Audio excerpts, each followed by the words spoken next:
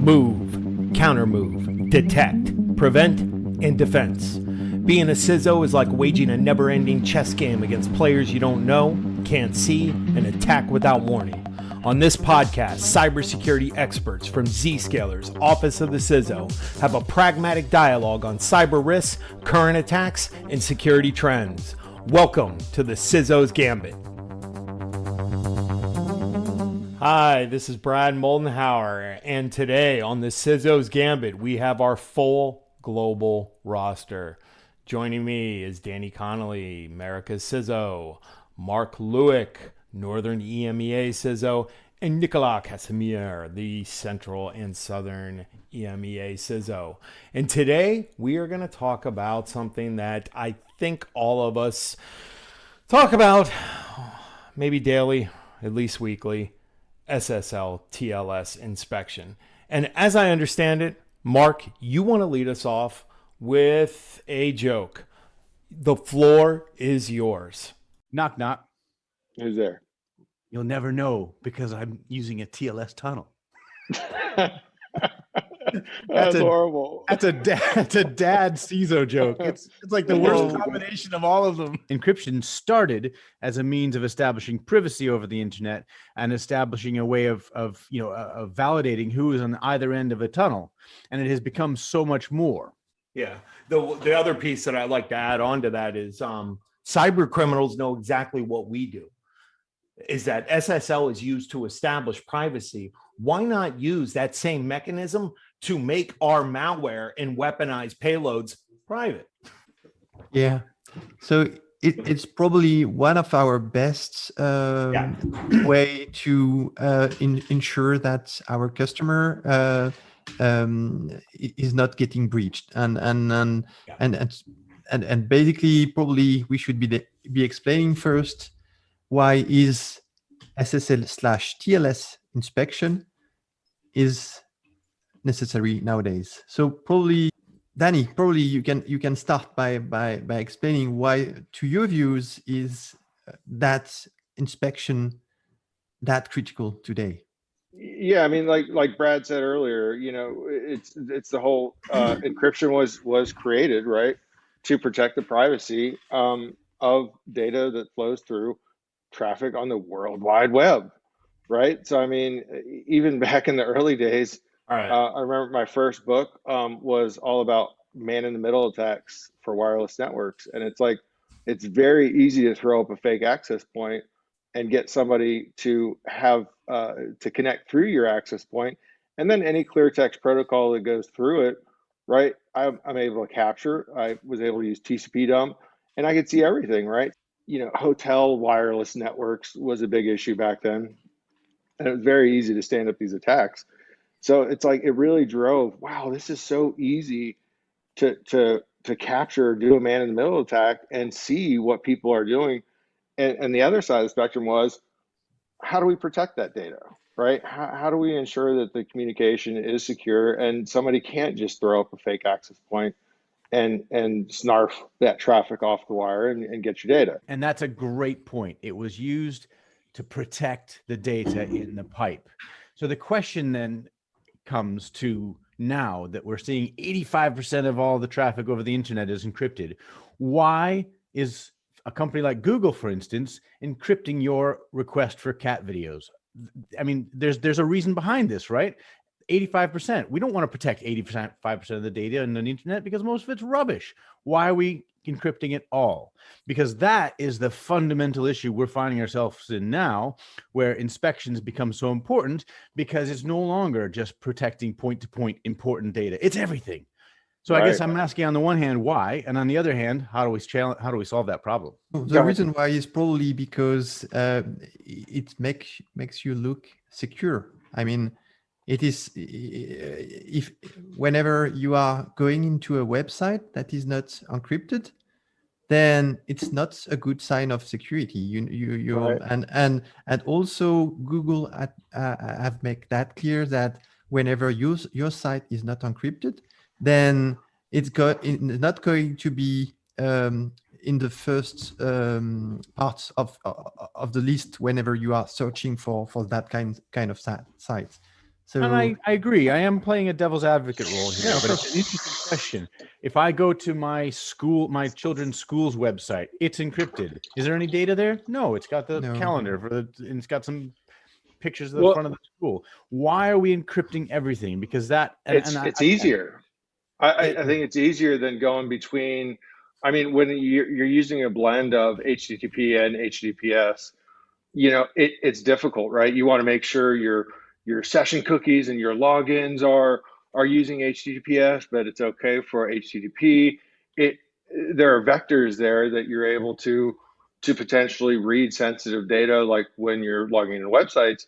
So it became just easier, I think, for companies and organizations to just go to HTTPS and make sure everything in that session is protected. Something else that contributed to that too, now that I'm giving thought to the historical context here is, there was a time when most of the internet was just, static content. Now think about it. Everyone is a technology provider. And when you get to that space, guess what you start doing with your online presence? You start forcing authentication. You start asking for more sensitive data. So like, I'm going to use ESPN.com as an example. They used to be just static sports news rubbish, right? Now you can authenticate there. You can subscribe to your favorite team's news feeds. And we've got some ancillary services that you can pay for, in case you wanted to watch live fencing or something like that. But where I'm going with this is you have an account now. These services have morphed over time. And I think that when you give that some thought, you can think of a lot of online services that have followed suit. So they are starting to collect a little bit more sensitive data, which has forced the need for SSL in some cases. But I completely agree with everything you guys said where, yeah, you're right. I mean, it's just easier now and, it makes people feel safe. I think that we really should recognize also the influence of Google with, the ranking system.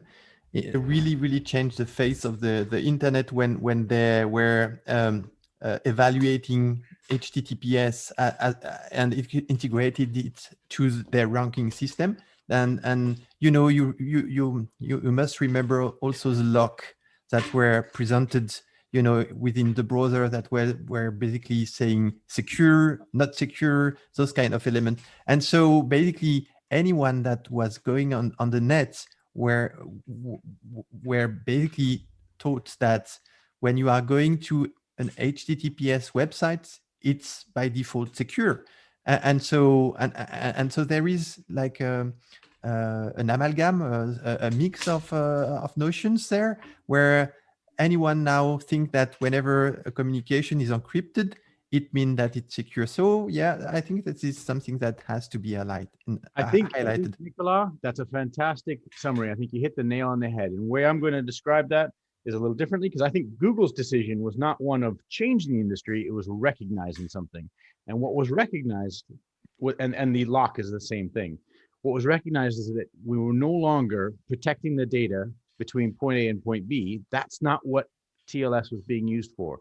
TLS was being used to establish trust, that we knew that we were communicating. So why, look at Microsoft.com. Admittedly, okay, ignore their dynamic content and logging in 365. Just going to their main page, it tells you what products you can buy. Why should you care that that's encrypted? You don't care that that's encrypted, but you want to make sure it's Microsoft you're talking to. And that is what TLS has given us, because HTTP is incredibly easy to simply say, hey, I'm such and such. That's right. Fantastic point, Mark. So encryption is less about protection of data and much more about trust. And that is why I believe Google has done what they've done. First of all, they were one of the first vendors to encrypt absolutely everything they do with TLS. And hence why they're encrypting requests for cat videos, because they want to give the consumer surety that they are Google, that you are communicating with Google. And I think that's the probably more important. That's overtaken the data protection element of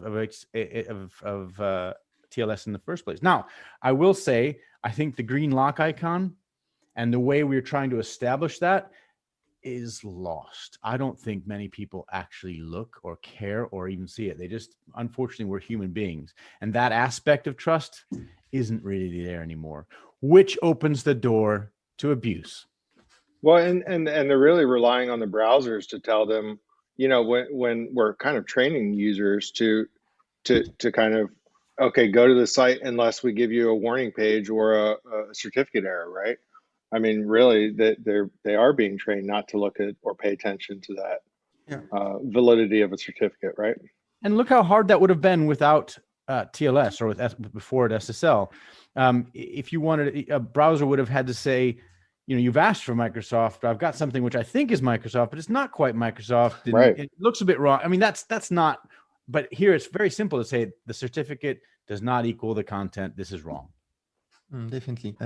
And now what we are seeing is that more than 86% of our traffic that we are sending toward internet is nowadays encrypted. Google say that for most of the country, more than 90% of its traffic is already encrypted. We can have a look at the Google report, the transparent report. So let's probably discuss about what is the challenge of SSL inspection. And I noticed that there are several of them, like technical, architectural, and also one related to compliance. I think that all of us, probably agree that we have this conversation almost a weekly basis with, a customer or a prospective one, right? And the challenge is always something different, right? It's, we've got, internal legal or, privacy concerns about, performing SSL inspection on, our internal employees, right?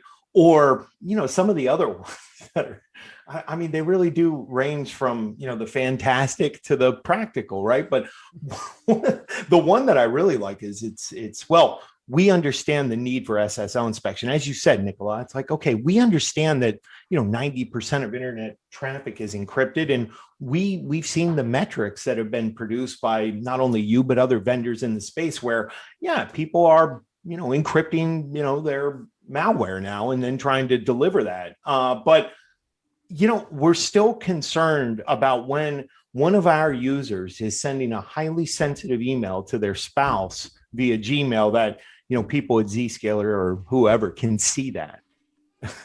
And that's when I get into that discussion. I'm like, well, look, I don't mean to minimize the importance of the concern, but we do not have some call or data center full of, with an army of men that are looking at these, payloads and packets as they're decrypted and then making determinations on them. I essentially say, look, we have come up with, our own proprietary way of doing this that, we call single scan multi-action. We are decrypting that packet and we are essentially doing two things. We are, scanning that for a multitude of advanced threats, and we're applying whatever business policy you want on that traffic. And I think that that's really important and it resonates. It's like, oh, I see. So like, if we don't want people uploading specific data or file types to, specific cloud channels or apps, that's what you're doing. Yes. Yes. And another thing that we should be highlighting also is that we are doing the analysis that you were talking about in memory only. I mean, we are never writing anything on a disk. So that's an incredibly important point, especially when it comes to privacy. How do we keep, how do we establish that privacy, and how do we maintain the privacy of the user? Because honestly, particularly a user here in Europe, but I think the same is true in many places.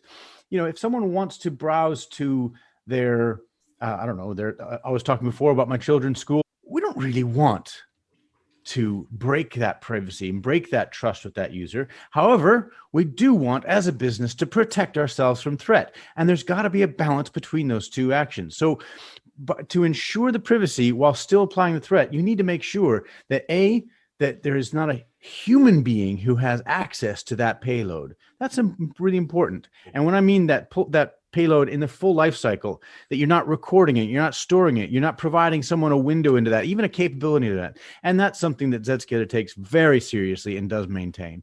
There is no human being able to read either during or after the event anything inside that payload. It is purely a machine process to guarantee and I mean that in the widest sense of the word, guarantee traffic and to provide threat protection and data protection in that encrypted channel. Yes, and that memory that we are talking about is a special crafted memory that is not even stored in the event of the Zscaler enforcement node would crash, for instance. Right. So it's really something that I think is convincing to see that we are really careful about that special memory where the inspection is taking place. And there is one thing that also we didn't discuss yet. It's the fact that basically by the past, having a certificate was costly. And it's not anymore. And the reason why we are seeing as many attacks encrypted nowadays is also due to that fact that it's free now, and it's very easy for attackers to hide their traffic within encrypted channel with let's encrypt certificate, for instance. And they know what are the challenges that we are facing at inspecting those encrypted channel. I think that we can summarize those challenges by saying that basically there are three of them. One is architectural, the other one is technical, and the last one is more compliance or compliance related. So the first challenges with the architecture challenges is the difficulties of backhauling the traffic to the data center, to the control point, and the associate impact on the user experience. That is something that's really slow down the SSL inspection when it's required. The backhauling, when the backhauling is required, and the other part, the technology challenges. It's all about protecting the content. It's all about some technical element like the cipher suite that is used, those kind of elements, and also the concern about how are we storing the private key because basically, and we didn't introduce that, but basically what the man in the middle inspection or interception that we are using is exactly what Danis has described at the beginning. It's basically to use two tunnels where normally only one was used by the past. So we are building one tunnel in between the user and our Zen, and another one from the Zen to the server. And so for building all of those two tunnels, there is an important question of keeping those keys secure. And yeah. Go on, Brad. Yeah, I was just going to say, Nicola just brought up some excellent points there. And this is something Danny and I have actually talked about. But, this whole notion behind this short-lived certificate, right? To give a little bit more color behind that, we've, our security research arm has done some research where we took a look at the example Nicola mentioned, let's encrypt.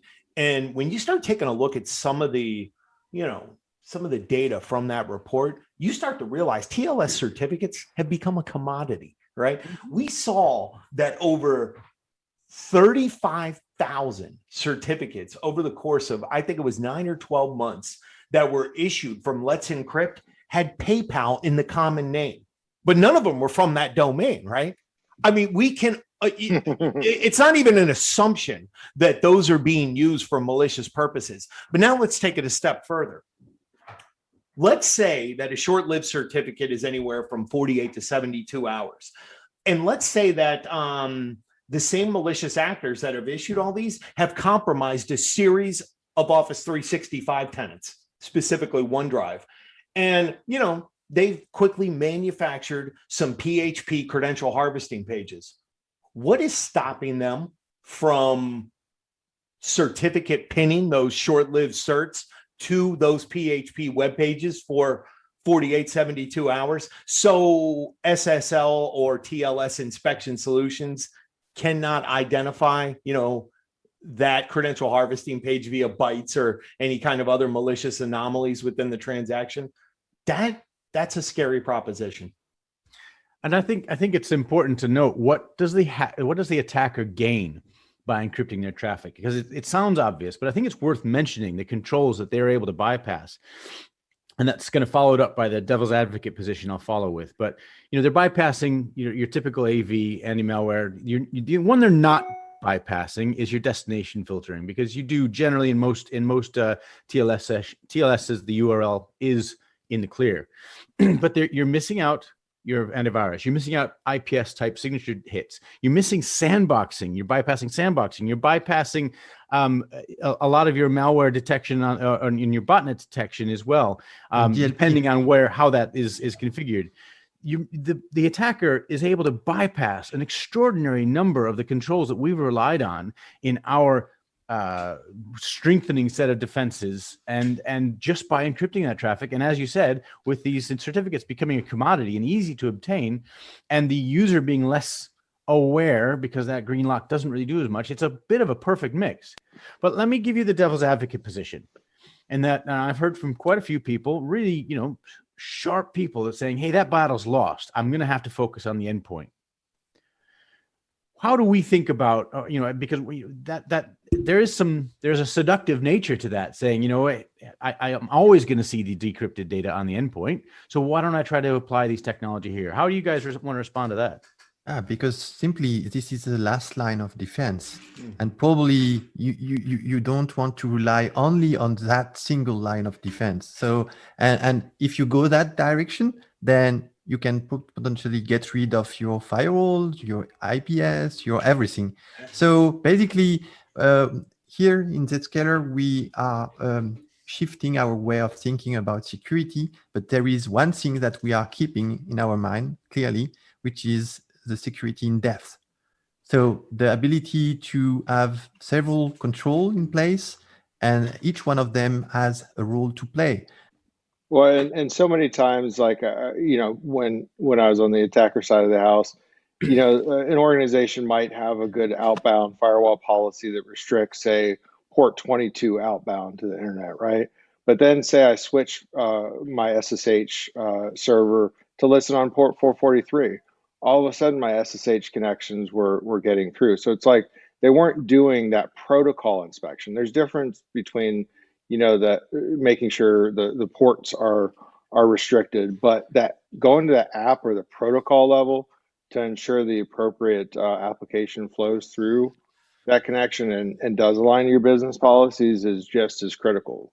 Look, the Metasploit interpreter reverse shell.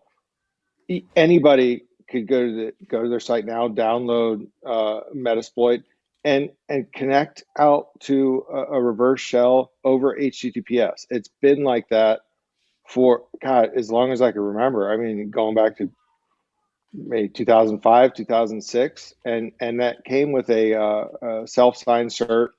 And while self-signed certs aren't good to use when you are trying to protect your privacy, as an attacker just trying to get some sort of Trojan or a remote access tool on an endpoint and hide, right? Hide your communication so the people on the defensive side can't see you. It worked, right? And it's easy. And you're talking about a matter of minutes you could have up and running. Definitely. So the ease of use, and again, that's going back to the old days. It was very easy then, and it's becoming more and more difficult for the defenders to be able to inspect and see it all, right? Go ahead, Mark. No, Danny, I wanted to agree with that. And I wanted to also talk to what Nicolas said there a moment ago about only relying on one line of defense. But I thought I'd also add that it's also a matter of scale. It is so much easier to update one platform hundreds of thousands of times used by millions than to update millions thousands of times, if you see what I mean. If you flip that on its head. So when you have your endpoint, you're only as good as your last update.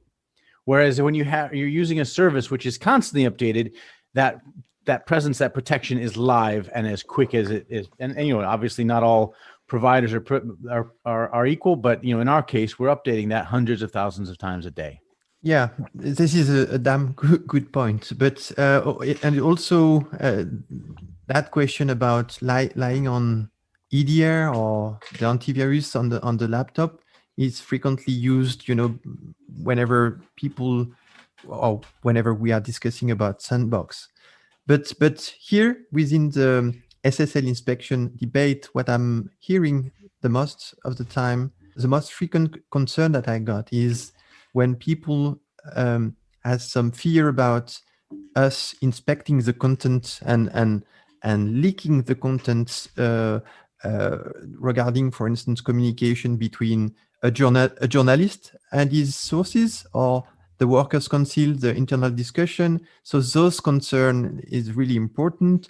And also there is two elements that I want to bring to the table and to discuss, which is people fear that we'll be looking at their productivity, their behavior, those kind of element, or that we can guess what is their religion,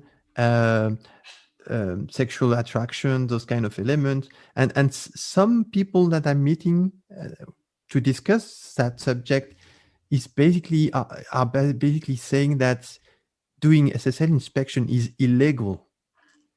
So that's a funny point. It's really something I think interesting to be discussed, because to me the most important concern or objection about SSL inspection is probably that compliance challenges that I've been describing. I mean, let's not and that's beat why around- we give them organizations have the ability to bypass certain categories like financial institutions or government organizations or things that they deem as privacy protected, right? I mean, there is always that capability within the policy to exempt those categories. Danny, can I introduce a minority opinion here? And you'll find that I'm probably a minority opinion of one on this. And that is that by doing that, we suggest that the privacy of the people browsing to a financial site is preserved, when in actual fact, they're no less preserved when you bypass than when you don't bypass. Now, I recognize that bypassing financial sites makes perfect sense, and it makes people feel better about That's right. But I want to differentiate there. It's throwing meat to the lions more than it is you're right. actual change. But I'm seeing the finance and the health exception as probably a way to negotiate with workers' councils, and because basically this is an assessment of a risk, and why is finance category is a good fit for an exception? It's probably because we assume that finance categories are far more protected than the other categories. Yep. Yeah, and the problem is that in the health category, it's probably a bad idea long-term to be choosing that. Thousands and thousands and thousands of healthcare providers with little money to spend on security budgets, and we're saying, you know what, they're safe. That's right. Going back to what Nicholas said earlier, is we don't keep that data, right? We crack it open. We're not doing full packet captures of that content. We're not, it's done in memory. It's not like it hits disk and is saved somewhere. So it is a mindset shift, right? It's like, and it's a concession, right? I'm happy to see when organizations bypass those categories, because it means that they're thinking about it. Right. Absolutely. One thing, I got a question for Mark and Nicola, because both of them are, they're based in the European, they're based in the EMEA. One of the things Nicola mentioned that, they do hear a lot that customers will say, well, we can't do that. It's illegal. I know you guys get into this conversation a lot where you're essentially, backing up. The regulation is not the enemy here. Can you guys kind of talk about, can you talk about how you help people understand the lawful basis for, doing SSL inspection under things like GDPR and some of the other data privacy country regs? Yeah, probably by first saying that we'll make sure that nothing bad gets in and nothing good gets out. So this is no difference between HTTP traffic and HTTPS. So this is probably the first answer that we can give to that question. We want to make sure that an organization is secure no matter what is the protocol that they are using. So that's the first element. So for me, I mean, I often use the reductio ad absurdum argument. Well, you could remove all of your defenses and all of your inspection and simply allow all threats through, because clearly any kind of control is infringing on the rights of your employees to browse and cat videos. That argument is reducing it to the level of absurd. Of course, you have to put in controls. What you have to determine is where that correct line is. So let's back up from zero controls up to the point of, oh, let's ignore encrypted traffic. Well, why are we ignoring encrypted traffic when the aforementioned cat videos are also encrypted? Why are we ignoring all of it? All right, well, let's move the line a little bit further until you get to that point where they're comfortable. Okay, we're going to accept and we're going to bypass these ones. Now, my preferred approach would be someone like you saying, and I would urge them not to feed the lions until they have to feed the lions, because they're giving away a good negotiation point. But to start with the position of, we are going to protect the business from threat. We are going to inspect SSL traffic by doing that. We are going to protect your privacy, Mr. Workers Council, and those that you represent, or Mrs. Workers Council. And we are going to maintain the integrity, maintain the relationship, and maintain trust through these means, but we are going to protect ourselves against threat. Yes, and definitely we have also some way to protect the user's privacy by using obfuscation. Sorry, there is my son in the background. So obfuscation is also an important way for us to ensure that the user's privacy is conserved. And so that's the first answer. I think that within the debate of inspecting or not inspecting without the noise, the background noise, is basically communication. Communication is really key on that project, is to make sure that everybody's understand why you want to do SSL inspection. And the reason why is simple. Bad guys are hiding their traffic within encrypted channel. So the reason why you should be doing that, it's because most of the traffic is encrypted nowadays. Bad guys are using them.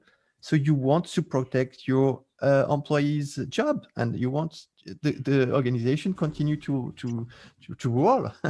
So you have to protect the business. Exactly. That's right. It takes one encrypted threat, right, that gets by and gets a foothold, and then all of a sudden you have a massive ransomware issue, and your organization is crippled. So it's like, do your shareholders agree with your approach in terms of bypassing some of these categories? There are some organizations, particularly here in Europe, that these arguments will continue to fall on deaf ears, and there is a final fallback position which is possible, and that is that if all else fails, pull the ripcord and say, you know what? You're right. Unless somebody consents to having us inspect that traffic, you just can't have public internet access through your there you go. That is the fallback position. It is always possible. And I have yet to see a workers' council, in my experience here at Zscaler, who will happily take that decision. And we were talking about communication, and I think that one thing also has to be highlighted is the fact that within all of those negotiations, you have, as a CISO, whenever you want to enable that SSL inspection, you want to establish trust also with the workers' council. You want to explain the reason why, etc. Whenever you are doing SSL inspection, the users will be able to notice if you are inspecting that specific website by looking at the certificate. It's always still a bit technical ways of checking if the site is inspected or not, but still at any time you'll have that capability of checking if it's inspected or not. And yeah, I think whenever you want to build that trust with the workers' council, with all of your users, this is a good sign, of trust. Totally agree. So as we're wrapping up this topic, I wanted to kind of whip around the team here. Danny, can you give me your top reason or two reasons, just giving to why the Zscaler approach, the Zscaler approach to our American listeners, that the approach is going to be more successful, is going to help you solve this problem better?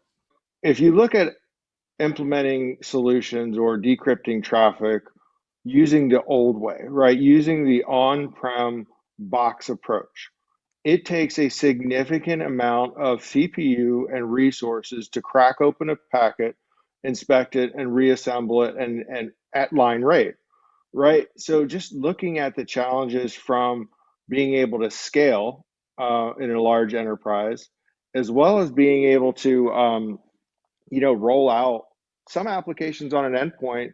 They say, we'll talk about Windows for a second. They won't trust the Windows was it the certificate root store, right? So rolling out a certificate to each endpoint, and then you have to go to the app on each endpoint to make sure they're using that cert. It's such a massive undertaking. It is a pain. It is so hard to do on an enterprise scale.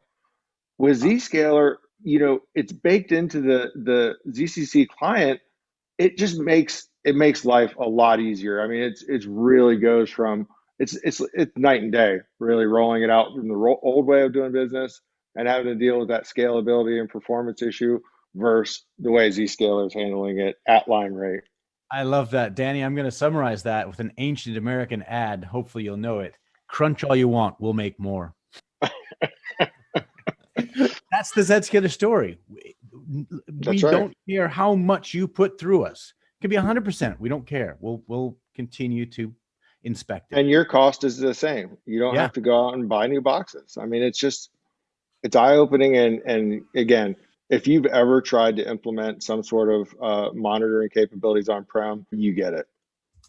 So, Nicolas, go on. Give me a game changer reason why the Zscaler story works better.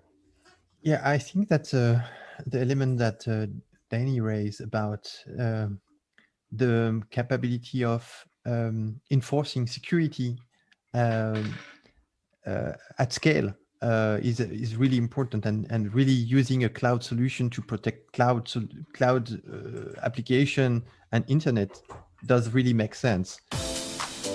Thanks for listening to the CISO's Gambit with Brad Moldenhauer and Danny Connolly. Check back with your podcast provider regularly for more episodes. Brad and Danny are both CISOs at Zscaler. You can find their profiles on LinkedIn or reach out to them and other CXO transformation leaders in the Zscaler CXO community LinkedIn group. Zscaler is a zero trust exchange cloud security provider for some of the largest companies on the Forbes Global 2000. Find out more about Zscaler at zscaler.com. Copyright 2021.